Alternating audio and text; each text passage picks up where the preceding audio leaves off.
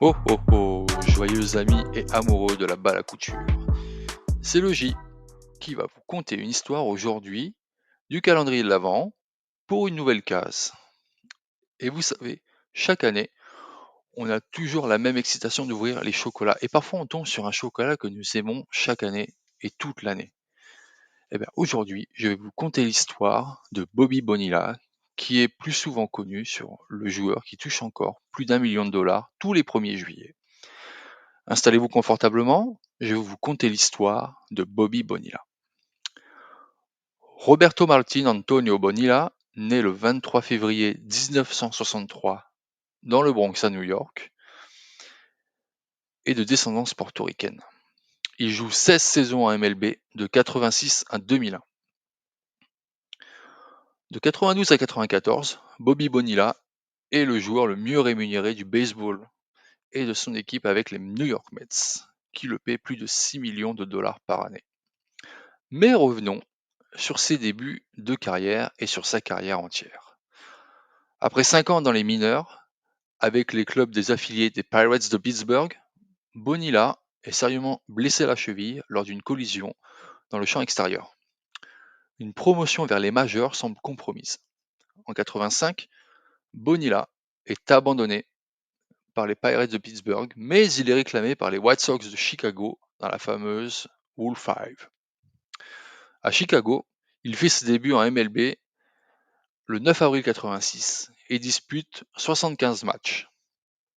Le 23 juillet 86 de cette même année, les Pirates de Pittsburgh font à nouveau son acquisition. Le voilà parti à Pittsburgh. En cours d'année et quelques semaines après les débuts en MLB de Barry Bonds, devenu joueur de troisième but régulier des Pirates, ses performances en défense laissent grandement à désirer car Bonilla commet 67 erreurs en 2 saisons, menant tristement la MLB dans cette catégorie. En 90, le gérant des Pirates, Jim Leyland, déplace Bobby Bonilla vers le poste de voltigeur droit, donc c'est-à-dire sur le champ droit.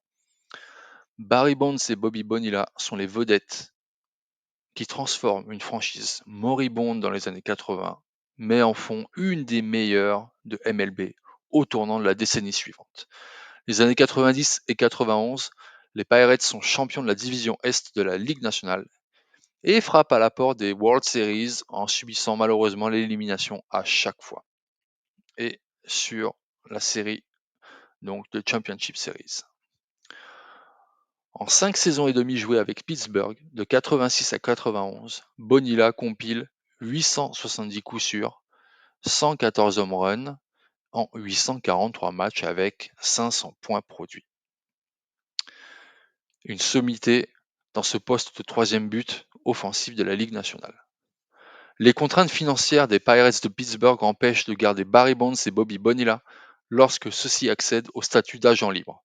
En 90, Bonilla demande aux Pirates un salaire de 1,7 million de dollars, mais après s'être soumis à la procédure d'arbitrage, la somme annuelle de 1,25 million de dollars lui est accordée. Devenu free agent, Bobby Bonilla rejette l'offre de 18,5 millions de dollars pour 4 saisons que lui proposent les Pirates. Il signe donc le 2 décembre 91 une entente de 29 millions de dollars pour 5 ans, ce qui en fait le joueur le mieux rémunéré du baseball, mais aussi celui le mieux payé du sport professionnel américain en rejoignant les Mets de New York. Il représente donc les Mets au All-Star Game en 93 et en 1995. Il s'agit de ses 6 sélections en carrière à la classique de mi-saison. Il connaît une excellente première moitié de saison en 95, alors qu'il compte 18 home runs, une moyenne au bâton à 325 et un slugging à 599 en 80 matchs.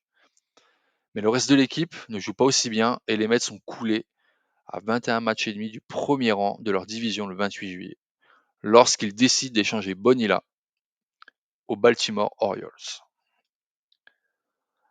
À Baltimore, une belle saison 95 se poursuit, de même manière qu'elle s'était amorcée à New York. En 61 matchs chez les Orioles pour terminer l'année, il maintient une moyenne au bâton à 333 et un OBP à 392.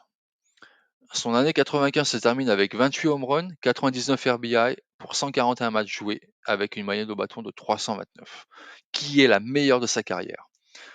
Le pari risqué des Orioles d'ajouter Bonilla en seconde partie de saison afin de se qualifier au World Series échoue. Mais il s'y qualifie l'année suivante. Bonilla égale son total de l'année précédente avec 28 home runs en 96 et 116 points produits, représentant son second meilleur résultat en carrière. Il ne frappe que 4 coups sûrs en 40 passages lors des playoffs, même si 3 de ces coups sûrs étaient des home runs. Voyageons de nouveau avec Bobby Bonilla, car le 22 novembre 1996, il est devenu encore agent libre et signe un contrat avec les Marlins de la Floride, chez qui il retrouve son ancien coach des Pirates, Jim Leyland.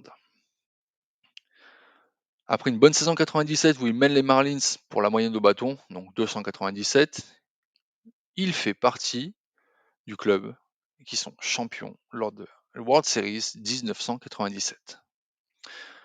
À ce stade-là, les Marlins procèdent à une vente complètement folle après la conquête du titre et se débarrassent de l'année suivante de tous les joueurs qui leur coûtent cher, dans un échange sans précédent de joueurs dont les salaires additionnés représentent presque 100 millions de dollars à la mi-mai 98. Les Marlins cèdent aux Dodgers de Los Angeles Bonilla, Gary Sheffield, Charles Johnson, Jim Eisenreich et Manuel Barrios, en retour de Mike Piazza et Todd Zeile. Ces deux derniers ne compléteront d'ailleurs pas l'année en Floride.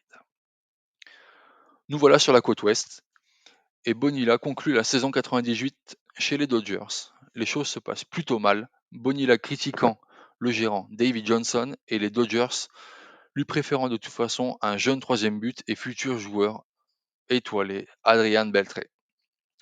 En novembre 98, les Dodgers transfèrent Bonilla à son ancien club, les Mets de New York, en échange d'un lanceur de relève, Mel Rojas. Back to the Queens, chez les Mets, avec Bonilla qui est malheureux à son second séjour chez les Mets. Il est confiné sur le banc, donc au frigo, par le gérant Bobby Valentin. Et c'est un peu la guerre entre eux. Il refuse d'obéir à ce dernier lorsque celui-ci veut l'utiliser comme DH. Les Mets ne veulent plus de Bonilla et le libèrent en janvier 2020. Mais ils lui doivent toujours 5,9 millions de dollars pour la saison 2000. Alors l'agent de Bobby Bonilla font une offre assez insensée. L'agent, Denis Gilbert, donc cette somme de 5,9 millions lui sera versée seulement à partir de l'année 2011. Mais avec un taux d'intérêt de 8%, il sera annuellement appliqué. Donc vous imaginez bien, de l'âge de 2000 jusqu'à 2011, 11 années. Et ceci fait grimper la facture des Mets à 29,8 millions de dollars à payer à un joueur pour une saison 2000 qui n'a jamais joué pour l'équipe. Et donc, voici la légende Bonilla qui touchera chaque 1er juillet de 2011 à 2035 un chèque de 1 193 248 dollars et 20 cents. Ce contrat qui doit être respecté jusqu'à ce que l'ancien joueur ait 73 ans. Ce contrat a été qualifié de pire de l'histoire du sport et de saint patron des mauvais contrats. Mais quel a été le coup de génie de l'agent de Bobby Bonilla? La fin de carrière de Bobby Bonilla, après 16 saisons dans les majeurs, il est dans les années 2000 avec les Braves d'Atlanta et à la saison 2001 chez les Cardinals de Saint-Louis. En 2113 matchs joués en MLB de 86 à 2001, Bobby Bonilla compte 2010 coups sûrs, 408 doubles, 1173 points produits et a compilé 1084 points marqués. Sa moyenne au bâton en carrière s'élève à 279 et sa présence sur les buts à 358. Mais ce que nous retiendrons tous, et chaque année nous y avons droit au mois de juillet, c'est le fameux Bobby Bonilla Day le 1er juillet avec son chèque de 1 million de dollars. Voilà, c'est la fin de cette case du jour du calendrier de l'Avent First Pitch. À bientôt.